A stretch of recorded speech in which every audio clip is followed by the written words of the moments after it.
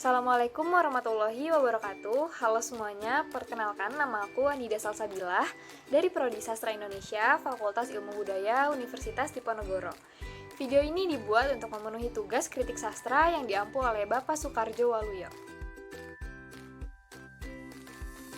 Pada kesempatan kali ini, aku akan membahas salah satu karya sastra yang cukup digemari oleh banyak orang. Aku yakin sih, kayaknya kalian semua juga punya gitu di rumah kalian karya sastra ini. Bener banget, aku bakal bahas novel. Kan kalian udah sering nih pasti ya baca novel atau punya novel gitu di rumah. Tapi kalian tahu nggak sih novel itu apa? Pengertiannya apa? Mau tahu nggak? Yuk, simak! Menurut Kamus Besar Bahasa Indonesia, novel adalah karangan prosa yang panjang mengandung rangkaian cerita kehidupan seseorang dan orang di sekelilingnya dengan menonjolkan watak dan sifat pelaku. Novel memiliki unsur intrinsik yang terdiri dari tema, alur, latar, tokoh dan penokohan, gaya bahasa, serta amanat.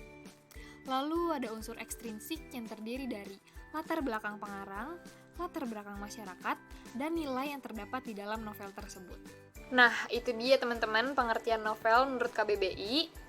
Selanjutnya, aku akan membahas mengenai permasalahan sosial yang ada di dalam suatu novel karya penulis terkenal, yaitu Terelie dengan novel yang berjudul Rembulan Tenggelam di Wajahmu. Yuk, simak! Sebelum masuk ke pembahasan mengenai permasalahan-permasalahan sosial yang terjadi di dalam novel Rembulan Tenggelam di Wajahmu, aku akan menceritakan sedikit mengenai sinopsis novel tersebut. Novel Rembulan Tenggelam di Wajahmu menceritakan tentang Rehan Raujana yang biasa dipanggil Ray, yang merupakan seorang anak yatim piatu yang tinggal di panti asuhan. Ray memiliki 5 pertanyaan tentang kehidupan yang terus bergejolak di hati dan pikirannya. Kedua orang tua Ray telah meninggal akibat kebakaran. Ray tumbuh menjadi anak laki-laki yang nakal, memiliki fisik kuat, serta kecerdasan otak di atas rata-rata. Ray tumbuh menjadi anak yang nakal dikarenakan lingkungan panti asuhannya yang sangat buruk. Hingga pada suatu hari, Ray keluar dari panti asuhan dan tinggal di terminal. Aktivitas yang Ray lakukan di terminal hanyalah menjaga toilet, berjudi, dan seringkali mencopet. Tubuh luka-luka dan memar merupakan makanan sehari-hari dari Ray. Hingga pada suatu hari, Ray bertemu dengan teman-teman dan tinggal di tempat yang membuat ia merasakan kehangatan sebuah keluarga. Tempat itu bernama Rumah Singgah. Peliknya, alur cerita dalam novel ini menghadirkan beberapa masalah sosial yang kerap terjadi atau kerap kita jumpai di tengah-tengah masyarakat. Suatu masalah dianggap sebagai masalah sosial jika memiliki ukuran tertentu. Ukuran yang biasa digunakan untuk mengukur masalah sosial ialah nilai-nilai moral dan nilai-nilai sosial. Menurut Sukanto, masalah sosial timbul dari kekurangan-kekurangan dalam diri manusia atau kelompok sosial yang bersumber pada faktor ekonomis, biologis, biopsikologis, dan juga kebudayaan. Permasalahan sosial yang pertama ada kejahatan. Kejahatan yang terdapat dalam novel ini adalah penjaga panti yang kerap kali melakukan kekerasan. Tindakan kekerasan ini dilakukan penjaga panti terhadap Ray. Hal tersebut dikarenakan penjaga panti tidak suka dengan sikap Ray yang suka melawan dan membangkang terhadapnya.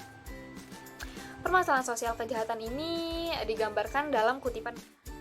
Dari kutipan ini sudah tergambar jelas bahwa Ray mengalami tindak kekerasan oleh penjaga panti, yakni dengan dipukuli dengan bilah rotan. Permasalahan kedua ada disorganisasi keluarga. Disorganisasi keluarga yang terdapat dalam novel ini yaitu ketidaklengkapannya anggota keluarga yang dimiliki. Dalam novel ini, Ray sebagai pemeran utama dari kecil sudah digambarkan bahwa ia merupakan anak yatim piatu yang tinggal di panti. Disorganisasi keluarga ini digambarkan dalam kutipan berikut. Dari kutipan ini sudah terlihat jelas bahwa Ray memang sudah berada di panti sejak ia bayi. Ia tidak tahu dari mana ia berasal dan siapa orang tuanya. Tidak hanya Ray, tetapi teman-teman yang ada di panti tersebut juga mengalami disorganisasi keluarga. Permasalahan sosial yang terakhir ada rendahnya moral anak-anak. Rendahnya moral anak-anak merupakan suatu masalah yang timbul akibat perilaku menyimpang yang dilakukan oleh anak-anak. Perbuatan tersebut dapat berupa mencuri, merampok, menganiaya, bahkan pelanggaran asusila. Ray dalam novel ini digambarkan sebagai anak yang suka berjudi dan juga berkelahi. Permasalahan sosial ini digambarkan dalam kutipan berikut. Dari kutipan ini terlihat bahwa Ray melakukan perbuatan yang tidak terpuji, yakni mencuri. Nah, jadi itu yang bisa aku jelasin ke teman-teman mengenai permasalahan sosial yang terdapat dalam novel Rembulan Tenggelam di Wajahmu. Untuk lebih lengkap dan lebih jelasnya, mending kalian baca sendiri deh novelnya. Gak akan nyesel karena bagus banget novelnya, sumpah. Dulu ya, aku tuh sampai curi-curi waktu buat baca novel itu di tengah jam-jam kelas karena saking serunya. Beneran. Jadi aku tunggu kabar baiknya setelah kalian baca novel ini, oke? See you. Wassalamualaikum warahmatullahi wabarakatuh.